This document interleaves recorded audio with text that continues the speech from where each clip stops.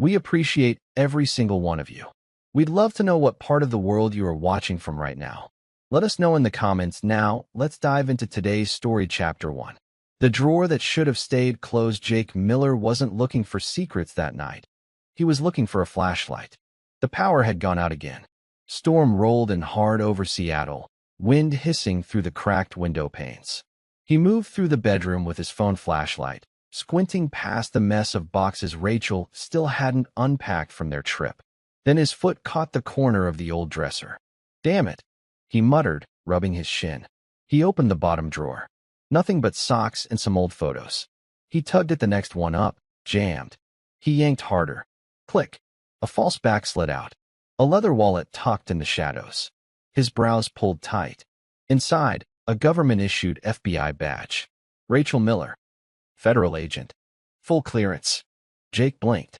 His wife of 10 years, his sweet, sarcastic, law firm-working wife, was a federal agent? He touched the badge like it might bite. Her face stared back at him from the ID. Same smirk, but different eyes. Focused. Cold. He stood there frozen, stomach twisting, mind blank.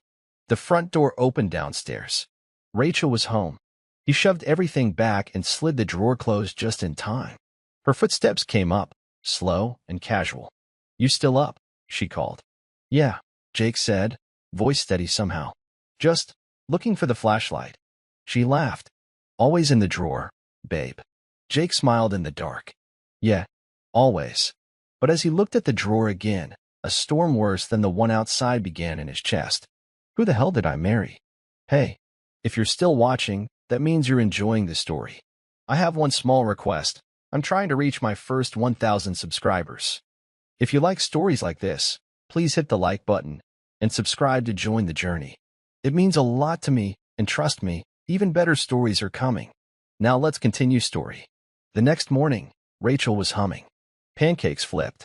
Syrup dripped. Her robe hung loose on her frame as if nothing in the world was wrong. Jake sat across the kitchen table, watching her like a stranger. "So, work's been nuts," she said. "We're reviewing another client case today, big contract fraud stuff." "Yeah?" he asked, poker-faced. She nodded, sipping coffee. "I'll probably be late tonight. Might have to stay in the city." "Makes sense," Jake replied. "You're good at chasing liars." Her eyes flickered. A second. A heartbeat. Then the smile returned. "I guess I am," she said. Jake forced a grin, but his knuckles whitened around his mug. That wasn't just a lie, it was a performance. One he'd been buying for years. That afternoon, Jake didn't go to work. He trailed her car instead. She didn't go downtown. She went east. Industrial zone. No offices. No law firms. Just a dusty warehouse where she parked, got out, and walked inside. 10 minutes later, a man followed her in. Broad shoulders. Military haircut. Confident. Jake parked across the street and snapped a photo. He waited. 30 minutes. An hour. They never came out. When she finally returned that night, she had lipstick slightly smudged and a story about traffic. Jake kissed her forehead and said nothing. Later, she fell asleep. Jake sat on the edge of the bed, staring at her. Her breathing was soft, peaceful. His wasn't. Who was that man, and what else had she lied about? Jake spent the next 2 days watching. Not just her. Everyone. He upgraded her phone with a clone device. Synced her location. Messages. Audio logs. Every text she sent showed up on his screen in real time. She was careful. Clean. Professional. But not perfect. Jake scrolled through her encrypted chat log one night and stopped cold. CB 7. Drop point moved to Safe House B. Package still unaware. RM, copy that. He suspects nothing. Package. He read it 3 times. Cold, clinical language, like he was just a mission. Just a name on a file. The next night, she went back to the warehouse. Jake followed again, this time with a small drone. He hovered it quietly near a vent. Inside, Rachel and the man, seated across a metal table. She slid a flash drive toward him. He leaned close and kissed her. Not quick. Not professional. Jake's vision blurred. His hand trembled on the remote. He brought the drone back and retrieved the footage. That night, he rewatched the kiss 5 times. Then again, and again. When Rachel returned home, she hugged him from behind. I missed you, she whispered. Jake didn't flinch. He just stared at the screen on his desk, still paused on the frame where her lips touched another man. Yeah, he said. I missed you too. He didn't sleep. He didn't cry. He just planned. If I'm the package, what happens when the package explodes? Jake didn't show up to his office the next morning. He sat in his home office, blinds shut, laptop glowing in the dim light. The footage from the drone sat in a folder labeled Our Backup. Alongside it, clone text logs, audio pulls, geolocation data, all tied to Rachel's movements. But what he couldn't figure out was why. Why him? What did she want? The answer had to be on that flash drive. Rachel never brought it home. But the chat logs mentioned something called Safehouse B. Jake traced the IP pings on her encrypted messages, triangulated 3 addresses. One ping repeated, a small 2-story house near Green Lake, listed under a fake shell corporation. That night, while Rachel was working late, Jake broke in. It wasn't even hard. Inside, the house smelled like dust and paper. He moved fast, gloved, scanning rooms. Upstairs, the office was locked. He picked it. The drawers were clean, too clean, except one file folder labeled Miller, Confidential. Jake's photo, his company's infrastructure, old contracts, legal papers, all marked, highlighted, analyzed. A sticky note read, Initial findings, clean. Surveillance extended due to irregular contact W/flagged third party. Jake froze. That had to be Mason, his ex-business partner. The one who disappeared 2 years ago. But the last page shattered him. A surveillance photo, taken from inside their house. Jake standing in their bedroom, shirtless, shaving. A timestamp. A case number. Rachel had been watching him since before they got married. His breath hitched. He dropped the folder, hands trembling.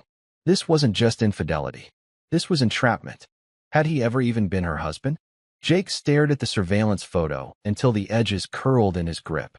Outside, rain fell in slow sheets. Inside, he was shaking.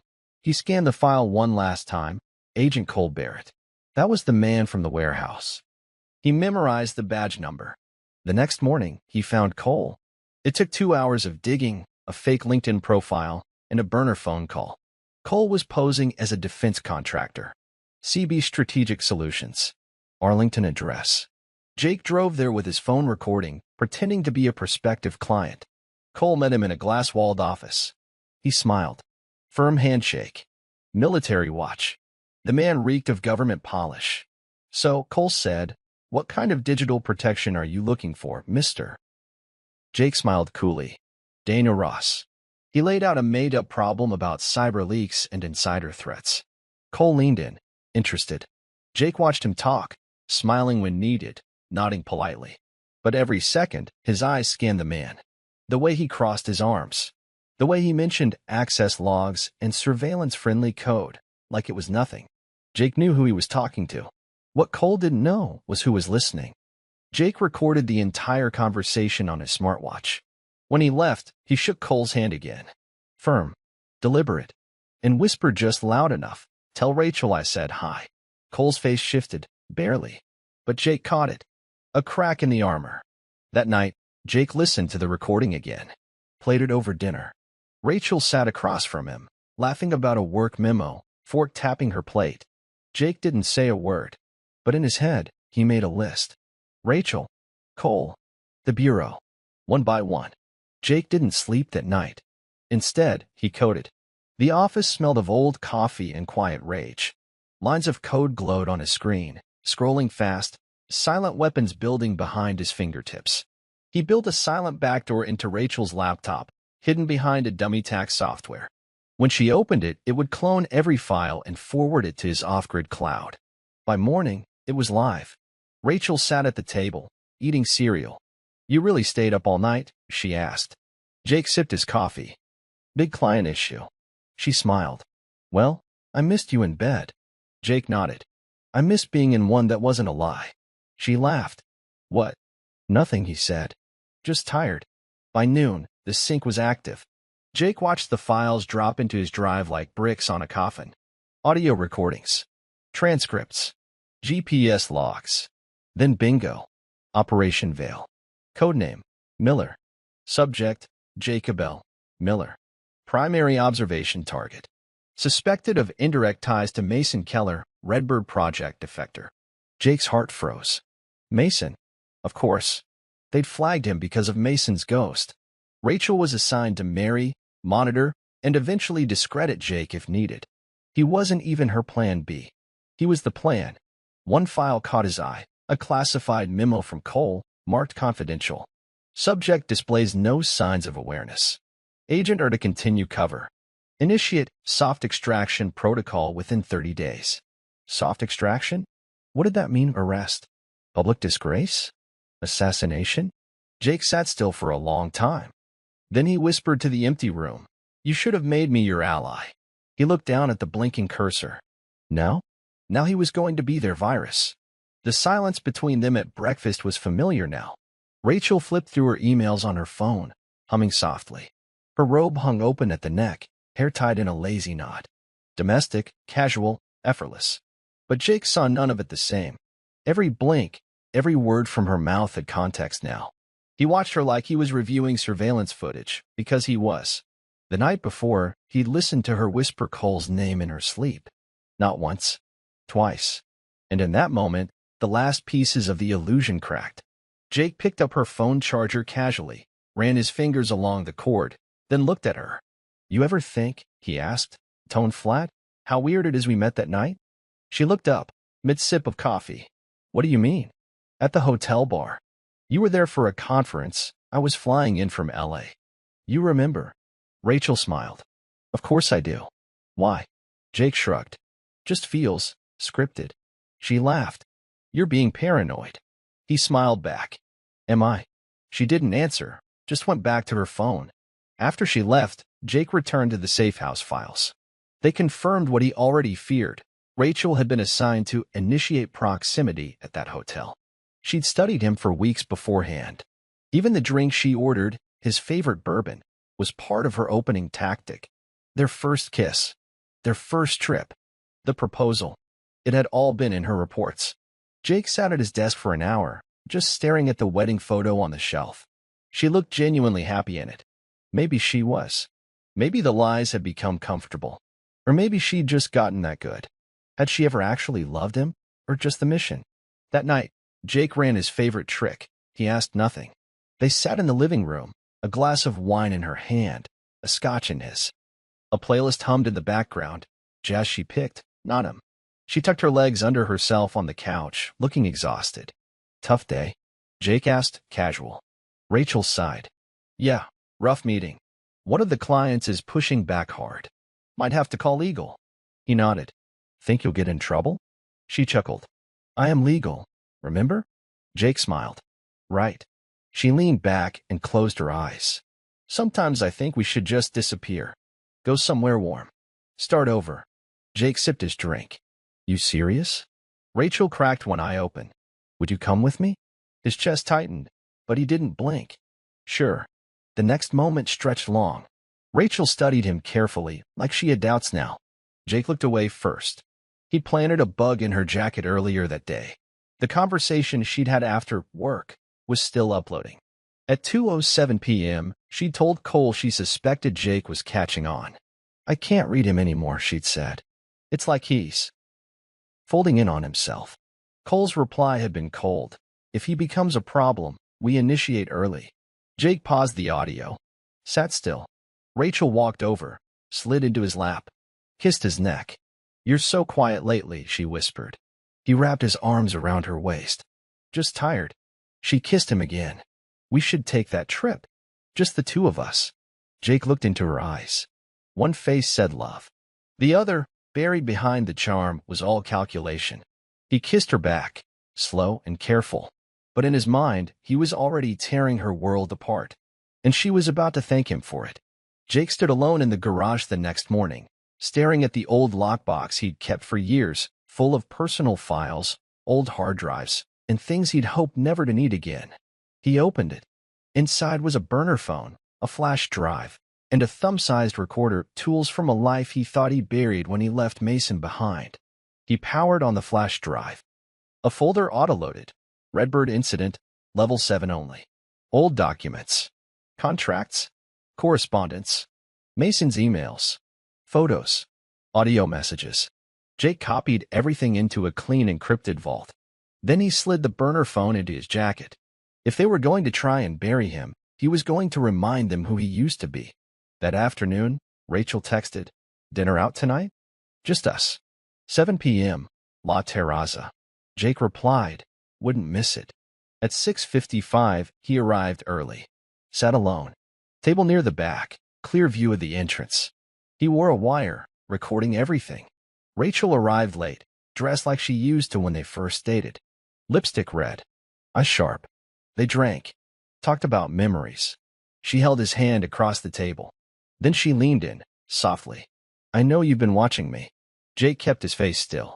"What are you talking about?" Rachel's smile didn't waver. "I'm not stupid, Jake. You think I don't notice when you pull away or pause too long when I talk?" He tilted his head. "And," she lowered her voice, "you don't have to play dumb. Just trust me when I say don't get in the way." Jake stared at her for a long beat. Then he smiled. "I'm already in the way." She didn't blink. Jake raised his glass. "To endings." Rachel raised hers. "To survival." The next morning, Jake woke up before Rachel. She was curled beside him, one leg tangled in the sheets, her arm draped across his chest like they were still just a normal married couple. Like she hadn't just threatened him in code the night before. He watched her breathing, steady, controlled. There was a time when that sight brought him peace. Now it felt like sleeping next to a weapon. Carefully, he slid out from under her arm, grabbed his phone from the nightstand, and padded into the bathroom. He locked the door. The voice memo from dinner had finished uploading overnight. He hit play. "I know you've been watching me. Don't get in the way." He looped that line 3 times, analyzing the tone, the rhythm. Not a threat. A warning. Jake looked into the mirror, face pale and sharp in the morning light. His eyes had changed, colder now. He didn't even recognize them anymore. He pulled out the flash drive he'd hidden under the sink. The contents from Redbird. The Bureau had no idea he still had it. Rachel thought she was holding the cards. She had no clue he was about to flip the table. As she made breakfast, Jake moved through the house like it was enemy ground. She glanced over her shoulder. "Eggs." He nodded. "Yeah, thanks." She leaned over the stove. "You okay?" Jake poured coffee. "I'm great." His hands didn't shake. Not anymore. He'd already crossed the line. Now he was making sure she wouldn't see what was coming. Jake didn't just want revenge, he wanted precision. That night, while Rachel slept, he pulled out 3 laptops, one for clean work, one for tracking her devices, one for creating the trap. He called it the algorithm, a self-executing sequence built to trigger digital leaks on a timer. Nothing traceable. Once it launched, it couldn't be stopped. He wasn't planning to humiliate her. That would be too easy. He wanted to dismantle her reality, step by step. The files she used to report back? He was replicating them with subtle changes, altering timestamps, embedding corrupted metadata. The people she reported to? He was tracing them. Most were shielded behind Bureau firewalls, but not all. One of them, a secondary handler named Rothman, had a personal email Jake was able to breach through a connected smart TV app on his beach house. Rookie mistake. Jake siphoned the inbox and began planting seeds. He crafted fake reports from Agent or Rachel, hinting at misconduct, inappropriate relations with the subject, falsified case notes. Then he started dropping redacted versions into secure journalist forums under an alias, Agent Ghost. He posted one line on a dead whistleblower blog. She was supposed to protect the target. She slept with him instead. Within hours, the post had 400 views. By midnight, it was trending among deep web insiders. Jake sat back in the dark, lit by screen glow, sipping black coffee. He didn't smile. This wasn't satisfying. Not yet. This was groundwork. The real pain would come when her world fell apart publicly. Rachel's behavior changed. It was subtle at first, longer pauses when she looked at Jake.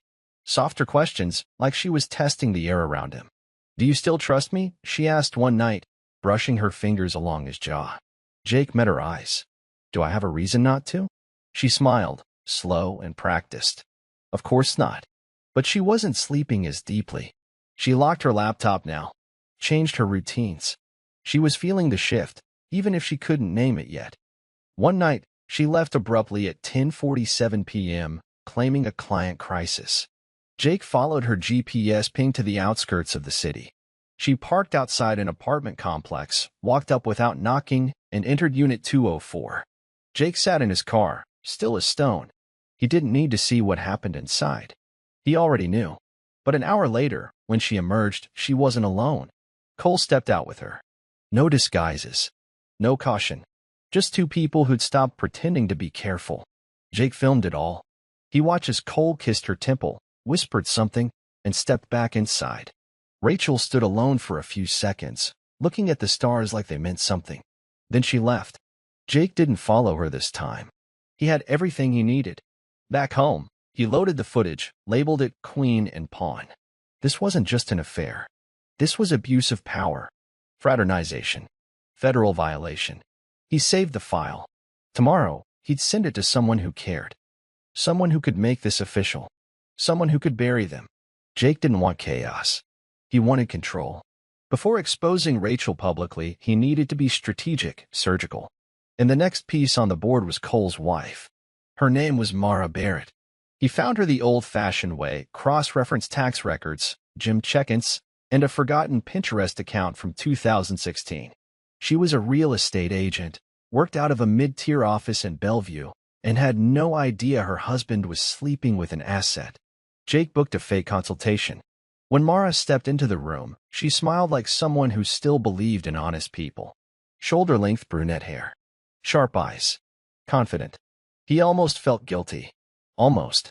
"I'm Jake," he said, shaking her hand. "I'm not here to buy property." Her smile didn't falter, but her body shifted, guarded. "Okay, then what is this about?" Jake slid a flash drive across the table. "Your husband's been having an affair." She blinked, stunned. "Excuse me. Her name is Rachel Miller. She's my wife." Mara stared at the flash drive like it was radioactive. "Who are you?" "I'm the man your husband was assigned to ruin." Mara didn't speak. She took the flash drive, stood up, and left the room without another word. Jake didn't need a reaction. He needed an ally with skin in the game. That night, Mara texted from a burner number. "I watched everything. I want in." Jake stared at the message for a long time. Then he replied, "Welcome to the war." 2 days later, the first leak dropped. An anonymous Twitter account tagged major reporters with one line: FBI internal scandal, agent involved in unethical relationship with subject under surveillance. Attached was a heavily redacted image, a still of Rachel and Cole's kiss from the warehouse footage. No names. Just shadows. But the timing was precise. Jake dropped it 20 minutes before Rachel's bureau briefing downtown. By the time she walked into the conference room, 2 agents were already whispering in the hall. Jake watched it unfold from his laptop, listening to her phone mic in real time. "You okay?" one agent asked. Rachel's voice was tight. "Why wouldn't I be?" Jake sipped his coffee. Rachel entered the briefing like nothing was wrong. But he could hear it in her voice, the small tremor. The shift. Then came the twist. After the meeting, she called Cole. "They know," she said. "I don't know how, but someone has footage. It's blurry, but they'll connect it." Cole hissed through the speaker. "Did you leave anything? A device? A slip? Anything?" "No," she snapped. "I don't make mistakes." Jake smiled. She had no idea her mistake was underestimating him. Later that night, Rachel came home visibly tense. "You okay?" Jake asked casually, pouring wine. She nodded, forced. "Just tired." He held her gaze a second too long. "You'd tell me if something was wrong, right?" he asked. Rachel looked up, eyes unreadable. "Of course." Jake clinked his glass against hers. "To transparency," he said. She didn't drink.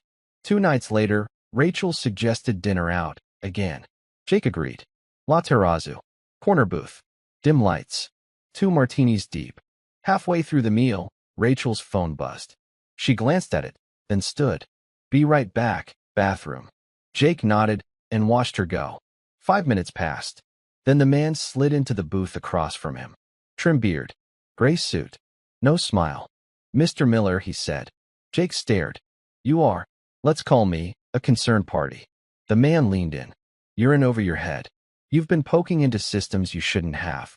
asking questions that attract the wrong kind of attention. Jake didn't blink. And yet, here you are, talking to me in a restaurant like this is an episode of Blacklist. The man smirked. You're clever. That's what got you flagged in the first place. Jake's heart rate ticked up, but his face didn't show it. What do you want? A ceasefire. Before this becomes a problem. Jake leaned forward. You're too late.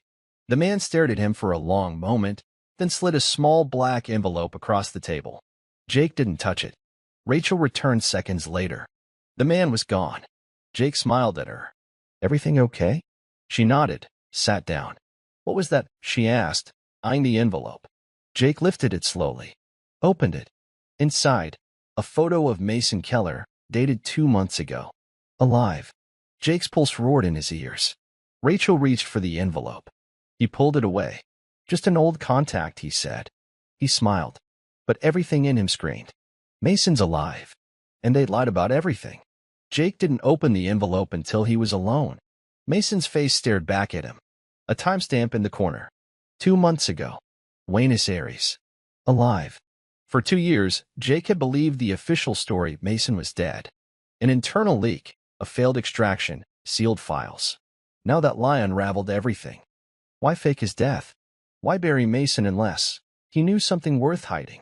Jake stored the photo, encrypted the file, and destroyed the envelope. No fingerprints. No traces. The next day, while Rachel was at her client meeting, Jake made his move. He planted a new payload on her laptop, a self-triggering zip hidden inside a tax form. It would execute the moment she opened it, bypassing the system's primary firewall. By 8 p.m., the first batch came in. 2 folders, Veil Dossier and Asset Comms. Jake opened the dossier and froze. Dozens of surveillance summaries, all on him. Dates, locations, personal habits, even sex life evaluations. One file stopped him cold. Emotional behavior consistent with past trauma response. Subject unlikely to detect inconsistencies in agent persona. It wasn't just surveillance.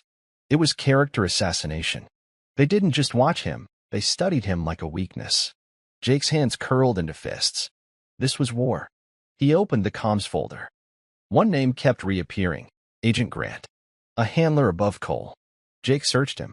Clean record. No social profiles. No press mentions. Nothing. A ghost. But ghosts can bleed. Jake copied the files, then locked them under a new title, Operation Collapse. Next step? Expose Grant. Burn the web from the center. Rachel came home later than usual. She dropped her heels at the door, rubbed her neck, and kissed Jake on the cheek like muscle memory. He flinched at her touch. She didn't seem to notice. I'm thinking we get away next weekend, she said. Somewhere quiet. Jake nodded. Sure. Sounds good. He kept his tone warm. Relaxed. But inside, he was coiling. Because minutes before she arrived, he'd received a ping from a bureau server in D.C. Someone tried to access a corrupted version of the leaked Rachel Cole footage. That meant one thing. They were chasing ghosts. And Jake had become one. Rachel moved through the kitchen with effortless calm, pouring herself wine. She looked tired. But behind her eyes, there was something else. Paranoia. She was slipping. You sure everything's okay? Jake asked. She turned slowly. Why do you keep asking me that? He shrugged. You seem distant lately. Rachel smiled faintly. Work's just messy. You know how it is. Jake watched her. He wondered if she knew her laptop had betrayed her hours ago. If she felt the air getting thinner. Later that night, Jake received a secure message from Mara. Found something. Rothman's dead. Classified as self-inflicted, but no history of mental illness. Grant signed the file. Jake read it twice. One of Rachel's higher-ups was dead. Grant buried it. Rachel had to know. She was in the middle of it all. Jake walked into the bedroom and found her asleep. Peaceful, as if her world wasn't crumbling. He sat on the edge of the bed and stared down at her. This wasn't personal anymore. This was systemic. She wasn't just a traitor. She was a piece of a machine. And Jake was going to tear the whole thing apart. Jake knew he had to move fast. The Bureau was tightening its net. He could feel it. Subtle system locks, ping-acts from fake IPs, even a flagged phone call from a telemarketer that said nothing, just breathed for 12 seconds. They were tracing him now. That meant his timeline had shrunk. He cleared a private storage locker and began transferring physical evidence, drives, burner phones, hard copies of surveillance notes. All logged, double encrypted, and labeled for an external drop if anything happened to him. He didn't trust the cloud anymore. He didn't trust anything. Every file had a purpose. Every folder told a story. Photos of Rachel in Cole's arms. Audio of her whispering about extraction protocols. Logs showing Cole's communications with Grant, with timestamps that contradicted official case reports. Each piece added weight to the trap. Jake wasn't planning to just expose them. He was building an undeniable chain of truth. But there was one more thing he needed. Rachel's access token. The tiny security device she kept on her keychain that granted secure bureau entry. It was useless alone, but paired with the leaked server pathways, it could unlock restricted data. And he was going to take it. At dinner that night, he brought flowers. Rachel blinked. "What's the occasion?" Jake smiled. "Just missed you today." She relaxed, tension easing just slightly. And when she got up to shower, he slipped the token off her keyring. 30 seconds. That's all it took.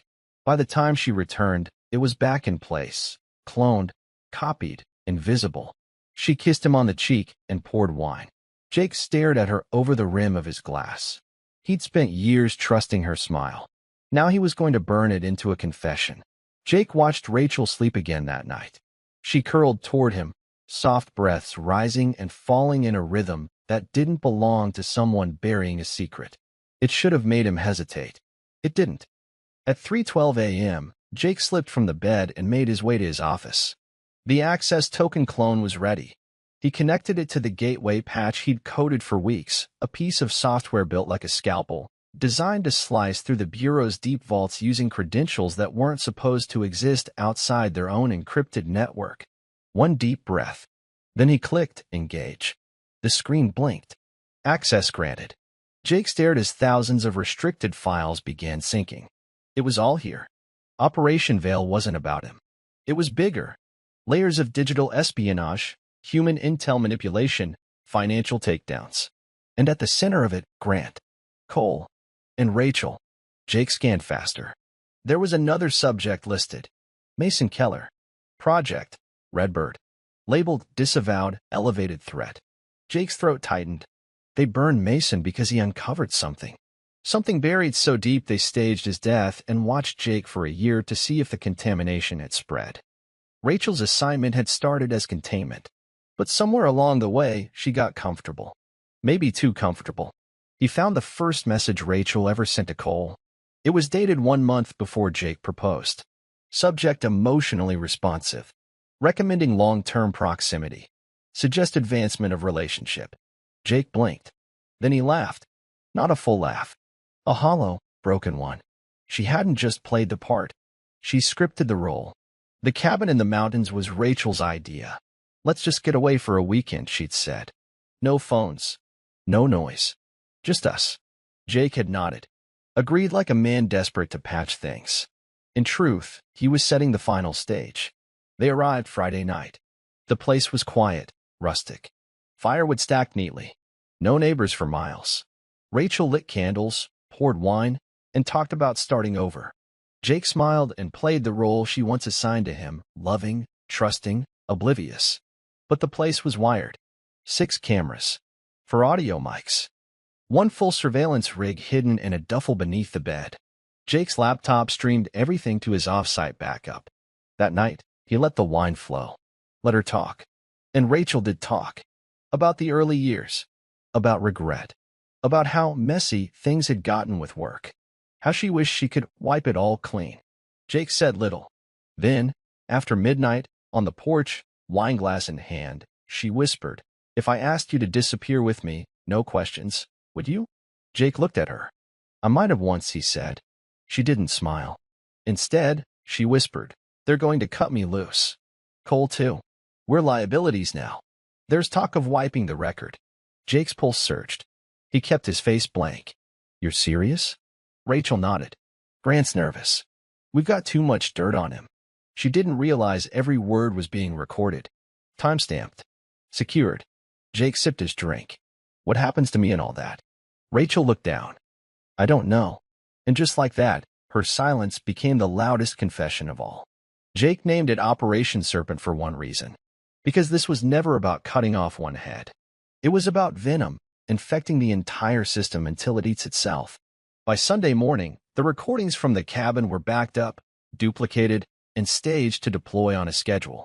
Video files titled Asset R admits internal plot, Grant complicity, audio confirmed, and Cole Rachel chain of compromise. Jake set each one on a dead man switch. If anything happened to him, the evidence would auto-leak to 3 investigative journalists and 1 congressman with a grudge against the Bureau. Then he did something even riskier. He sent Rachel a message. Not by text, not by email. He slid a note into her bag. You were wrong. I knew everything. I watched it all. See you soon. Jay, when Rachel read it, Monday morning in the kitchen, her face drained of color. She looked up at him, pale and frozen. What is this? Jake just stared. What did you do? She asked, voice shaking. He didn't blink. You really don't know who I am, do you? She stepped closer, eyes narrowing. Jake, if you're doing something stupid, he cut her off. No. What I did was smart. What I did was justice. Rachel's hand went for her phone. Jake said quietly, I'd be careful who you call. By now, even your boss doesn't trust you. She stopped mid-step. He walked past her, grabbed his keys, and opened the door. Where are you going? She called after him. Jake turned, just before stepping out. To finish what you started. And this time, you won't be able to stop it. The irony burned. 10 years ago to the day, Jake had stood beside Rachel in front of a crowd of people who thought love was enough. He remembered her vows. Every word rehearsed. Every smile measured. And now, on the 10th anniversary, he knew the whole damn thing had been a government-sanctioned lie. He still bought the flowers. Still made the dinner. Rachel walked into the house that night like nothing had changed. She wore the red dress he loved, or used to love. Her hair was curled. Eyes sharp. That same fake glow she'd worn on their wedding day. He poured the wine. 10 years, she said, softly. Jake nodded. Feels like a lifetime. They sat down to a meal he cooked from scratch. Steak, garlic potatoes, red wine sauce, her favorite. She raised her glass. To us. Jake raised his. To the best role you ever played. Her smile faltered, just barely. They ate. Halfway through, Jake said, I always wondered. On our honeymoon, when you said you wanted to quit law and go freelance, that was a lie, too, right? Rachel stared at him. You're not drunk, she said. No, she set down her fork. What do you know? Jake leaned forward. I know the wedding was staged. I know Grant's real objective. I know Rothman didn't kill himself. Rachel didn't respond. He stood, slow and deliberate, and dropped a flash drive onto the table between them. This goes public in 24 hours if anything happens to me. Audio, video, every betrayal. Her eyes filled with something unreadable. Not regret. Not fear. Resentment. You think you've won, she whispered. Jake looked at her like a man who'd been burned and finally stopped feeling the heat.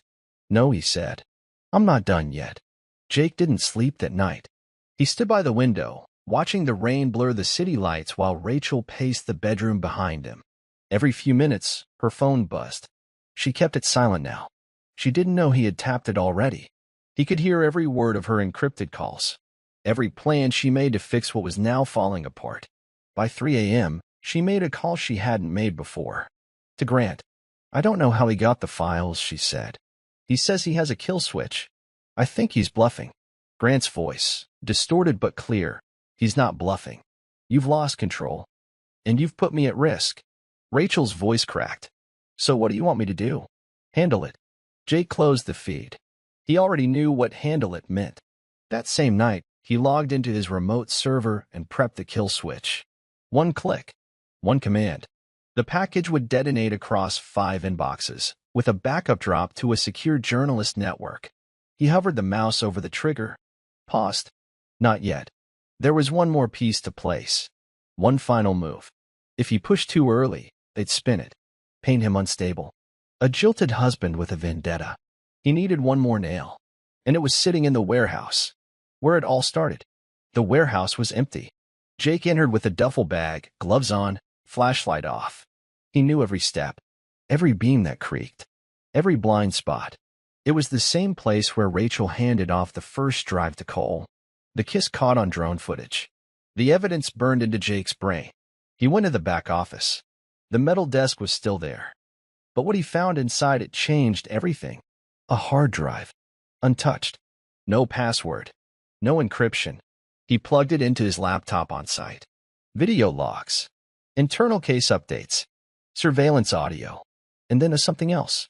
A recording dated 5 months ago. Rachel. Grant. Cole. In a conference room. Grant's voice. If he ever finds out, we move to phase 3. Cole. He's not a threat. Rachel. He's not supposed to be. He's supposed to disappear. Quietly. Jake stared at the screen. They planned to erase him. Not legally. Not with an arrest. With disappearance. Rachel had agreed. He copied the file, backed it up, and walked out. That was the last nail. By the time the sun rose, he was back home, sitting across from Rachel at the table. "You went out early," she said, trying to sound casual. Jake slid a new flash drive across the table. "This is your legacy now." Rachel stared at it. "What is it?" Jake didn't answer. He just stood. "Where are you going?" she asked.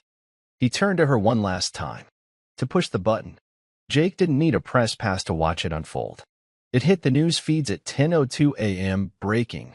FBI under internal review after leaked audio suggests agent misconduct.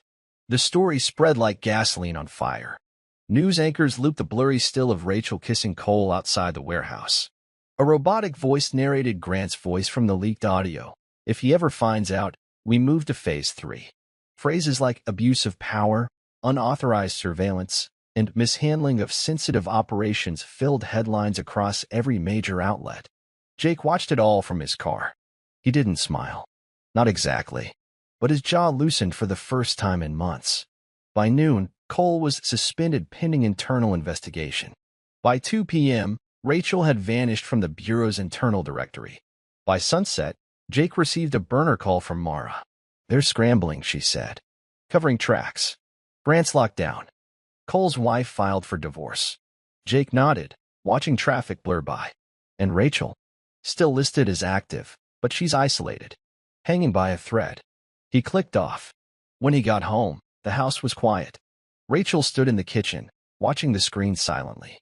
"They suspended him," she said, voice low. Jake nodded. "Saw that." She turned slowly. "Did you do this?" Jake met her eyes. "No. You did." He walked past her, not waiting for a response. She didn't follow.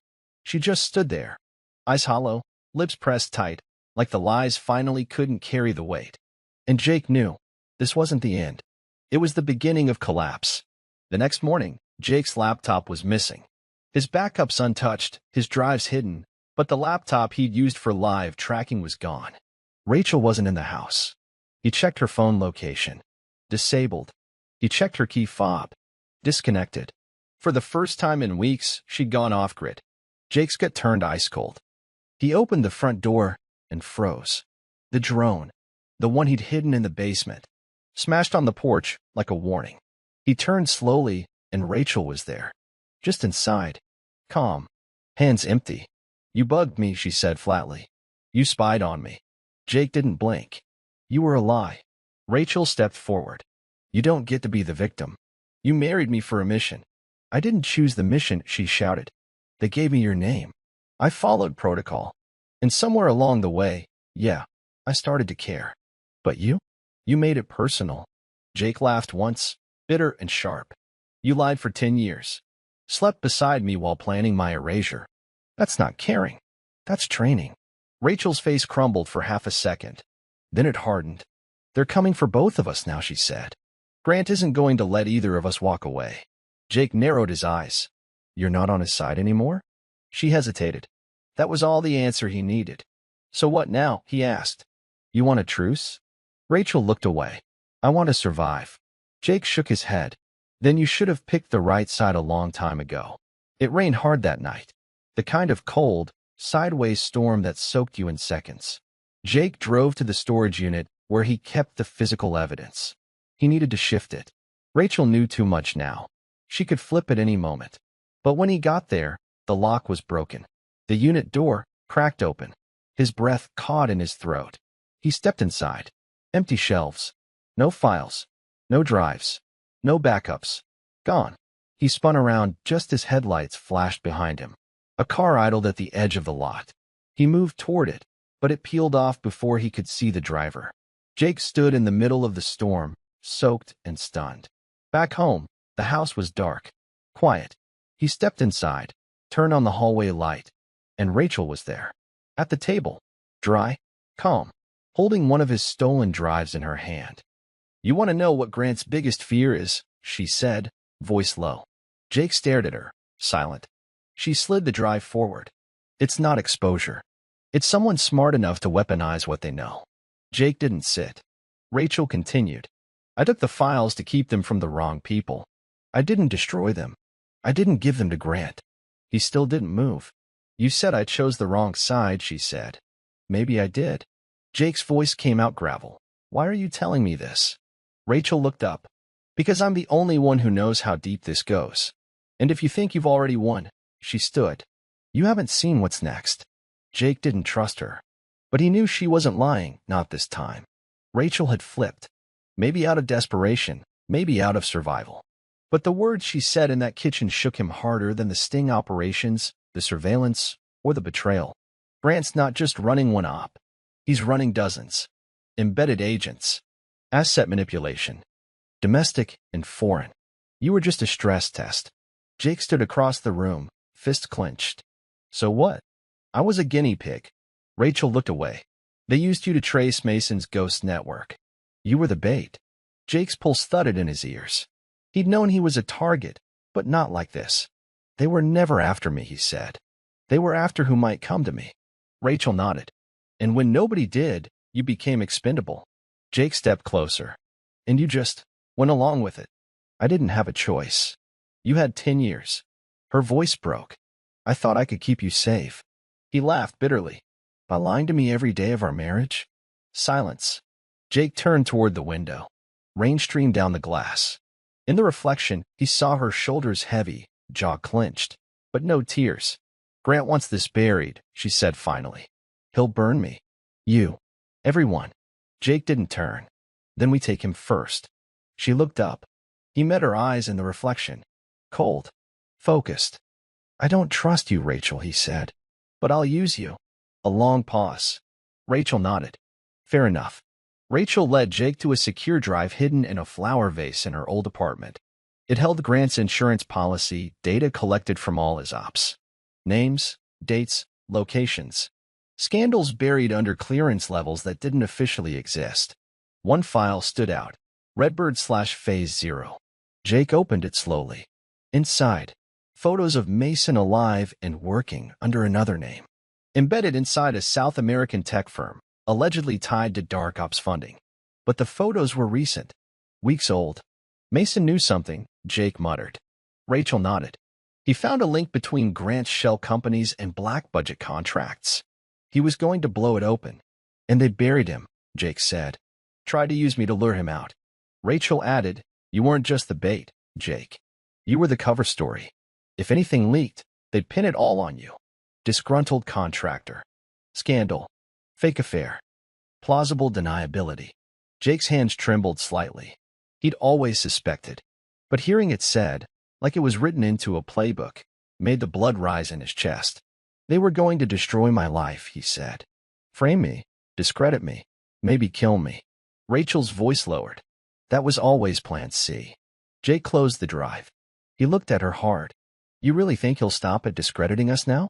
Rachel shook her head. "No, not after the leak. We exposed too much.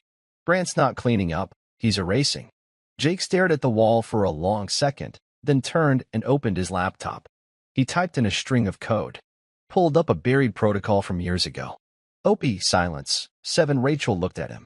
"What's that?" Jake's eyes narrowed.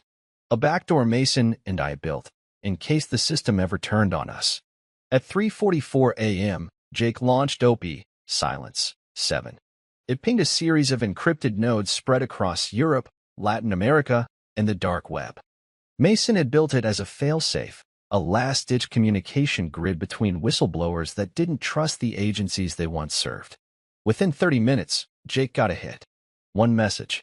If you're reading this, it means you're still alive. MK, Jake stared at the screen. It wasn't a live message. It was pre-recorded. A trigger based on access to the protocol Mason had created before his disappearance. The message contained a video. Mason looked older, beard longer, tired. Jake, if this is reaching you, I'm sorry. I tried to keep you out of it. You were the only one who didn't sell out. I needed you to look like a civilian. They watch us, Jake. All of us. Grant is bigger than just ops. He's part of the structure. Surveillance, media control, asset laundering. I had to vanish to trace it. But if you're still fighting, then it's time. The message cut off. Jake sat still, heart pounding. He whispered to himself, "You're alive." Rachel entered the room, silent. Jake didn't look at her. "He's alive." She froze. "What?" "Mason. He's watching too. Just like them." He turned, met her eyes. "But now we watch back." Jake turned the laptop around, showing her the code behind Mason's network. "Whatever's coming, we fight it together." Rachel stared at him, uncertain. "You sure you still trust me?" she asked. Jake gave her a cold, weary smile. "No, but I trust what I can use." And just like that, they became allies in a war they didn't start, but were ready to finish. Jake hadn't slept in 28 hours. He sat across from Rachel at the hotel table, a printed map between them, black circles drawn around key bureau safe houses. A laptop streamed Mason's old network code on a side monitor, quietly humming like a living thing. They weren't lovers anymore. They weren't even friends. But they were aligned for now. Rachel pointed to a small compound in Virginia. "That's where Grant stores physical logs. Burn backups. It's off the grid, no Wi-Fi, no cameras. If we want the real proof, we have to go there." Jake leaned in. "And how do you know he hasn't already moved it?" "He's too arrogant," she said. "He doesn't believe anyone's smart enough to breach his circle." Jake gave a thin smile. "Let's prove him wrong." They packed light, only what they could carry. Ditch phones. Route through back roads. Avoided checkpoints using outdated federal credentials Rachel still had access to. Inside the car, silence stretched long. Finally, Rachel said, "You don't have to forgive me. But I never stopped watching you, not like an agent. Like someone who knew they were doing something wrong." Jake didn't answer right away. Then, "You were always watching me, Rachel. That's the problem." Outside, the road narrowed. Trees pressed in like watchers. They didn't speak again for the next 50 miles. The compound sat behind 2 fences and a wall of pine. No guards. That was the point. It was invisible. Only high-clearance personnel even knew it existed. Jake parked half a mile away. They hiked in silence, Rachel guiding them through brush like she'd done it 100 times. Because she had. The side entry was coded. She typed fast. No hesitation. Inside, the hallways were narrow and cold, lit by dim red lights. Rows of file cabinets. Servers buzzing behind locked glass. Rachel led him to a vault. "Grant's private archive," she whispered. Jake pulled out the cloned access card. It scanned green. The door clicked open. Inside, rows of label drives, a corkboard filled with photos and strings, and a central desk with an open file folder labeled Project Serpent. Jake froze. That wasn't his name for the revenge plan. That was Grant's. "What the hell is this?" he asked. Rachel moved toward it, scanning pages. "Jesus, this is you. All of it. Your business. Your marriage." They wrote it out like a script. Jake stepped closer. His face was on page 1, next to a timestamp. Subject shows high potential for long-game manipulation. He swallowed. Hard.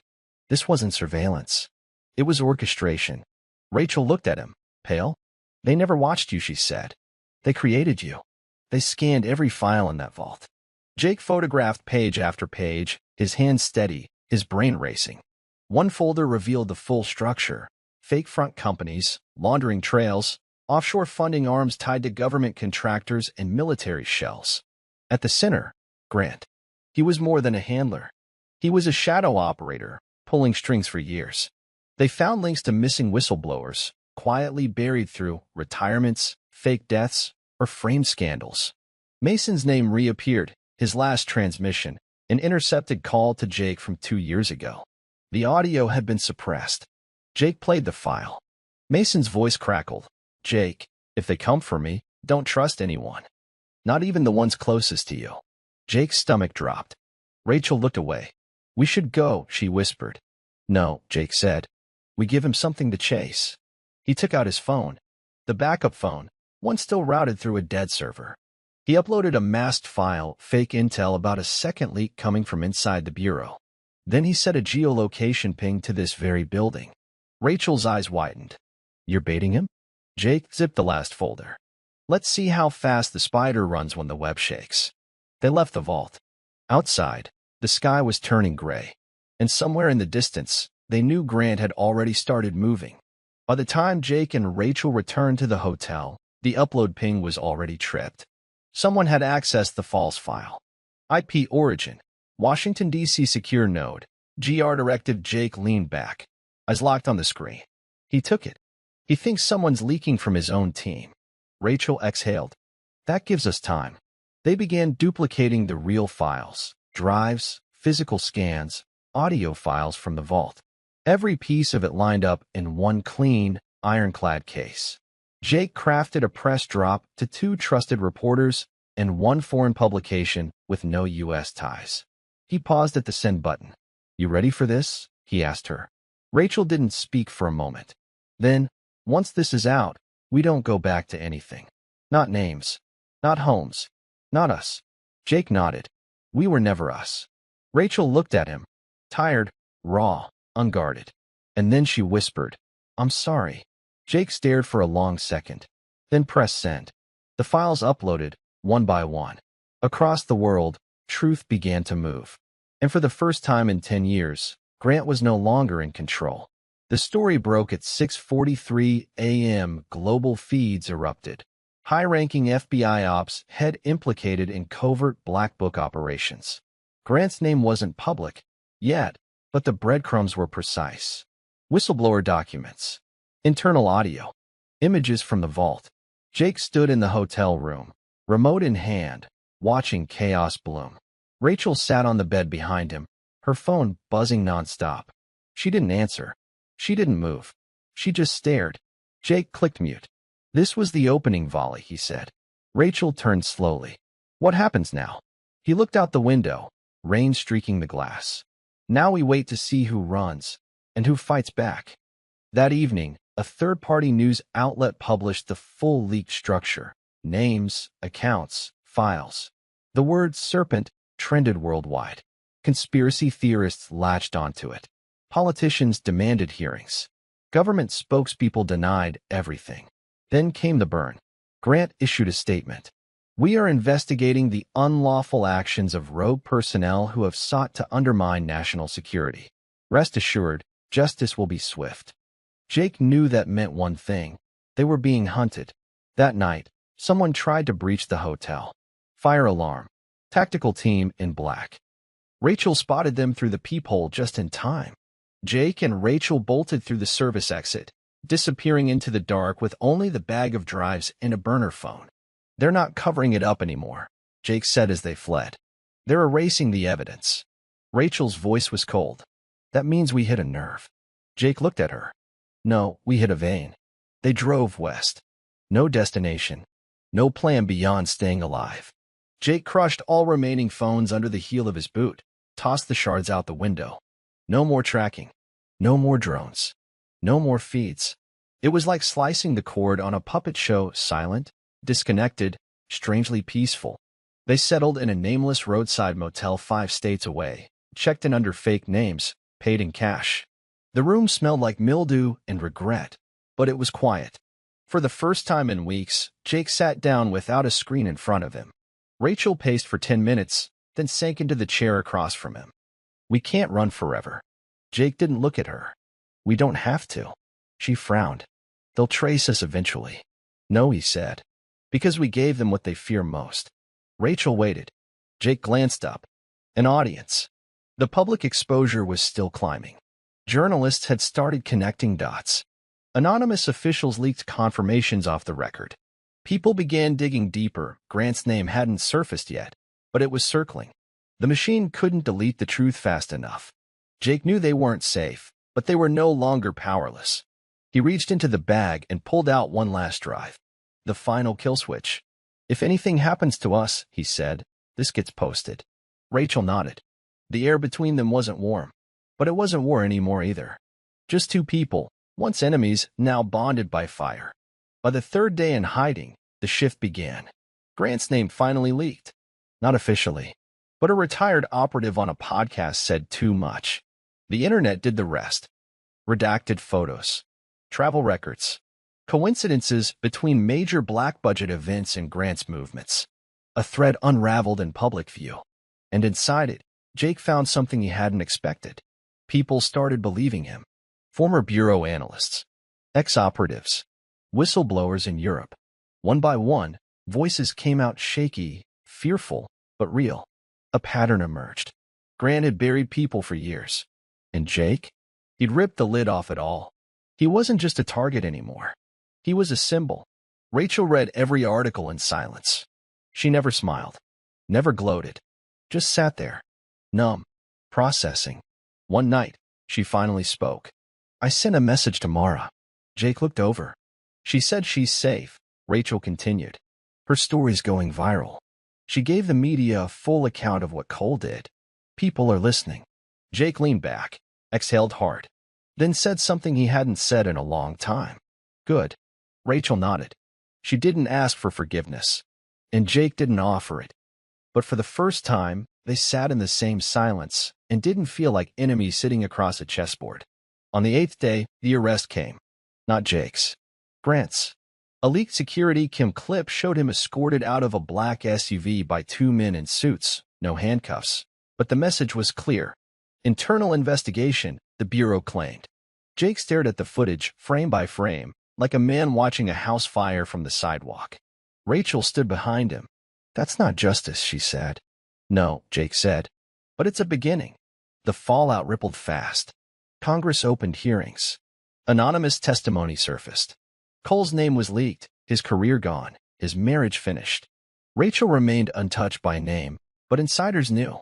Her face didn't appear, but her initials were whispered. She wasn't clean, but she wasn't hunted anymore either. She stood by the window that night, arms crossed, watching the highway disappear into mist. Jake came up beside her. They're going to eat their own, she said. To stay alive. Jake nodded. And we just gave them the taste. She looked over, eyes sharp. What now? Jake thought for a long moment. Then, now we make sure this doesn't happen again. Jake found the envelope in his duffel bag, tucked between the spare charger and an old burner phone.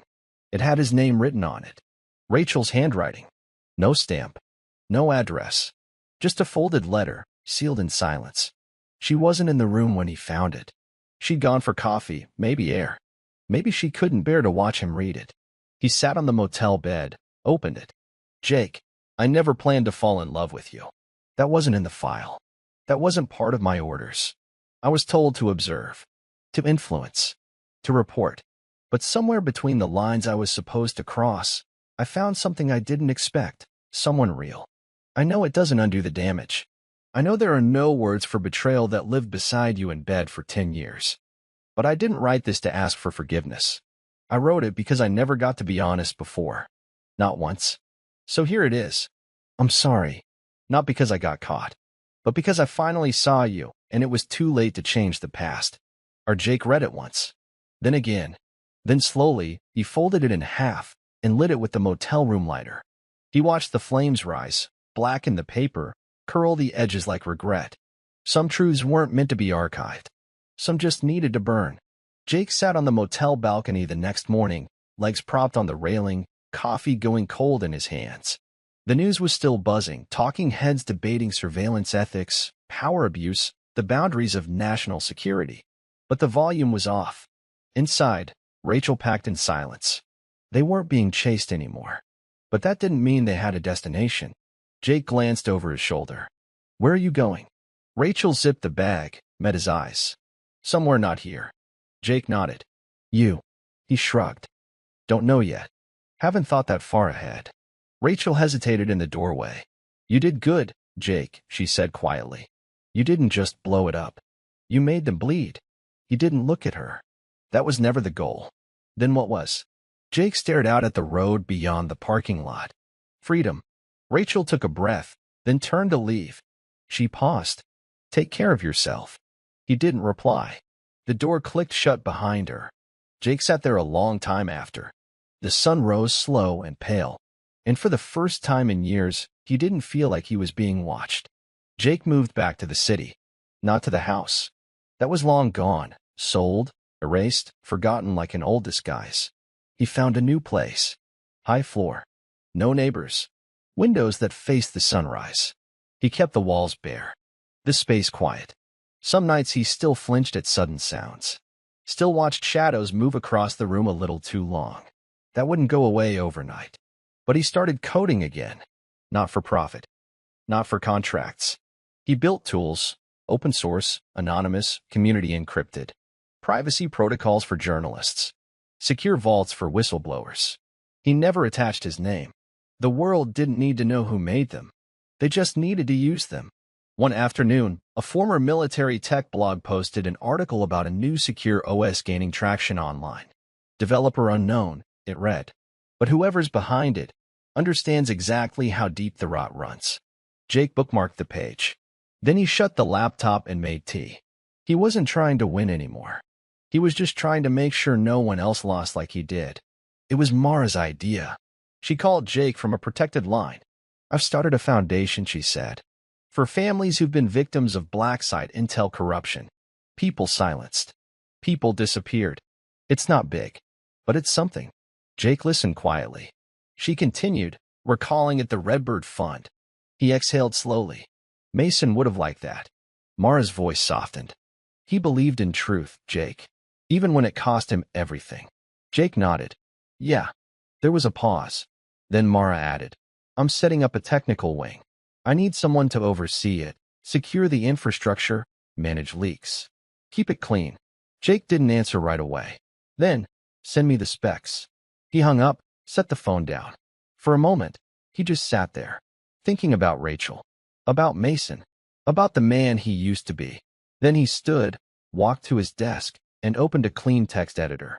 3 words. Redbird Firewall version 1.0. He hit save and smiled, just a little.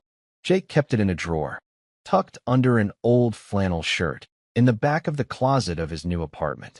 Rachel's FBI badge. He didn't throw it out, didn't burn it. Some things didn't deserve fire. He only opened the drawer once. On a quiet Sunday. Rain outside. Silence in the room, except for the hum of the radiator and the sound of his own breathing. He stared at the badge for a long time. The gold plating still caught the light. Her face stared up at him, frozen in the version of her that had never existed. The perfect agent. The perfect lie. He turned it over in his hand. How many nights had he lain beside her, not knowing this thing existed? How many times had she looked into his eyes with this plastic truth hiding in her purse? He placed it gently back in the drawer. Closed it. Locked it. Not out of fear. Not out of anger. But because some reminders don't need to be destroyed. They just need to stay buried. Like everything they represented. He saw her again by accident. 2 months later. Jake was leaving a community forum meeting about secure journalism when he caught a glimpse of her across the street. Rachel. She stood near a bookstore entrance, black coat, her hair shorter now. She looked smaller. Not weak. Just less like the weapon she'd been. More human. More tired. Their eyes met. Neither moved. For 10 long seconds, the world dimmed. The traffic noise faded. It was just them. 10 years of betrayal, memory, and unspoken questions locked in one shared glance. She nodded once. Jake gave a half-nod back. No smile.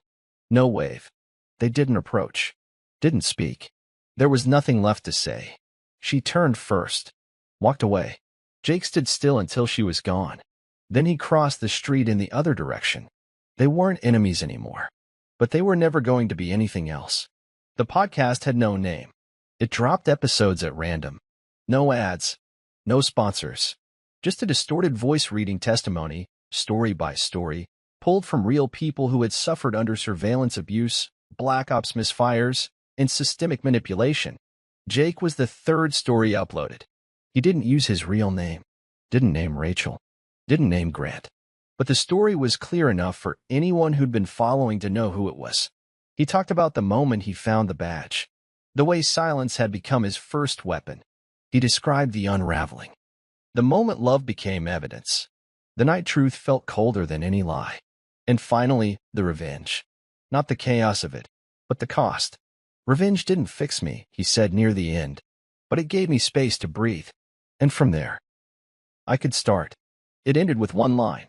I don't need justice. I just need it not to happen again. That night, Jake didn't watch the views. He just sat on the roof of his building, hoodie up, headphones off, and listened to the city live. Really live. Without wires. Without surveillance. For once, just sound and sky. Jake found it in an old folder he forgot to delete. The wedding video. Backed up years ago on a cloud he hadn't logged into since the fallout. It was just there. Waiting. He almost closed it. Almost. But curiosity got the better of him. He hit play. The screen flickered. Rachel in white. Him in black. Sunlight through trees. Applause. Smiles. Her laugh echoing off the lens. Jake watched silently. He didn't feel anger. Didn't feel love either. Just a weight he could finally name. The knowledge that even lies could be beautiful for a moment. He paused the video mid-val. Her lips parted. A promise half made. He hovered over the delete button, then pressed it. The screen blinked to black. Just like that, it was over. Not in rage. Not in regret. Just finally, over. Jake walked through the old district of D.C. just past dusk. Not downtown. Not Capitol Hill. Just a row of quiet buildings covered in age, old cafes, dusty print shops, and newspaper boxes that hadn't been filled in years. His hood was up, hands in his jacket pockets. Not out of fear anymore. It had just become habit. It was colder than expected. He paused at the corner of a bookstore. Inside, a young woman was shelving paperbacks under yellow lighting. She looked up and smiled politely, just for a second, then went back to her work. That used to be Rachel once in another life. Or maybe he was just projecting again. Jake moved on. The city buzzed behind him, horns, voices, distant sirens, but it all felt softer now. Like the chaos had stepped away, giving him room to breathe for once. He passed a bulletin board on a brick wall. Handwritten posters. QR codes. One of them had a faded headline. You were never meant to watch the watchers. He stopped. Looked closer. Underneath, someone had scribbled in red ink. Then why give us eyes? Jake stared for a long time. The world had changed. Just a little. And so had he. Not healed. Not whole. But awake. Jake met Mara in person for the first time in 9 months. It was in the lobby of a downtown legal co-op neutral ground. No press. No cameras. Just clean walls, glass doors, and the smell of fresh ink and carpet glue. She looked tired, but sharp. Same fire in her eyes. Maybe sharper now. They sat in a corner booth, facing each other. She slid a folder across the table. What's this? Jake asked. Final testimony from the Redbird Tribunal, she said. Grant's case. He opened it. Dozens of pages. Redacted names. But one name wasn't blacked out, Mason Keller. Jake's throat caught. Mara leaned in. They couldn't bury him. Not this time. Your leak made sure of that. Jake stared at the name. Alive or dead, it didn't matter now. Mason's truth survived. That was the point. Mara said, he became a symbol. People are listening. Policies are shifting. It's slow, but it's real. Jake nodded once. That's what matters. He closed the folder. Let his hand rest on it for a beat longer than necessary. Mara stood. You coming to the dedication next week? Jake hesitated. I don't do well with crowds. She smirked. No one there's going to judge you, Jake. He nodded again. Quiet. Measured. She touched his shoulder gently before leaving. Thank you. For not quitting. After she left, Jake opened the folder again, just once more, and ran his fingers over Mason's name. Carved in ink now. Unburied. The dedication was small. Not televised. Not political. Just a courtyard behind a renovated public archive building, with a plaque on the wall that read, The Redbird Initiative for those silenced by systems meant to protect. For those who never stopped watching back. Asterisk asterisk Jake stood at the edge of the gathering. No one recognized him intentionally. He didn't wear a name tag. Didn't speak to anyone unless spoken to. Just watched from under a plain coat as former agents, victims, journalists, and survivors walked the space with quiet purpose. Mara gave a short speech. Her voice was clear, steady. She named Mason. She didn't cry. Neither did Jake. But his jaw clenched when her voice cracked slightly on the words, unjustly erased. After the crowd dispersed, Jake approached the wall. He stood in front of Mason's name, carved in metal. He thought about the day he last heard Mason's voice. Not in person, but through the static of that pre-recorded message. A whisper from a man who had vanished so others could wake up. Rachel didn't come to the dedication. Jake wasn't surprised. He heard she left the country. Somewhere remote. Somewhere no one cared about government files or ghost networks. Maybe she was finding peace. Maybe not. But he didn't chase that story anymore. Some things didn't need to be known. Some endings weren't about answers. He reached into his coat pocket and placed something at the base of the wall. His old wedding ring. It glinted once in the sunlight, then settled into the grass. Jake turned and walked away from the ghost that started it all. He sat by the river later that night, under a bridge no one walked after dark. The sky was bruised with stars, the wind sharp, but the water was calm. Jake leaned back on the bench, phone off, eyes up. No targets left, no handlers, just air and breath. He thought about the last 10 years, what he'd lost, what he'd exposed, what he'd become, and then about what kind of world would exist if people stopped asking questions. If we stopped watching the watchers. If we stopped caring who was pulling the strings. A voice played in his memory. Rachel's. Mason's. His own. All of them tangled together. Truth wasn't what saved him. It was the decision to stop letting someone else define it. He stood up slowly. And for the first time in his life, there were no wires in his pocket. No bugs in his coat. No plan beyond walking forward. He stepped into the dark. Unwatched. Unchained. Free. But now that this story's ended, I have one question for you. If someone you trusted, loved, was just following orders, could you ever look them in the eyes again? Let me know down in the comments. Tell me where you're watching from. I want to know who's hearing this across the world. And hey, if this story hit something deep, if you felt it, don't just scroll. Tap like. Hit subscribe. Share it with someone who still believes in revenge that actually means something. Because the truth? Sometimes the best justice isn't loud. It's quiet. And permanent. And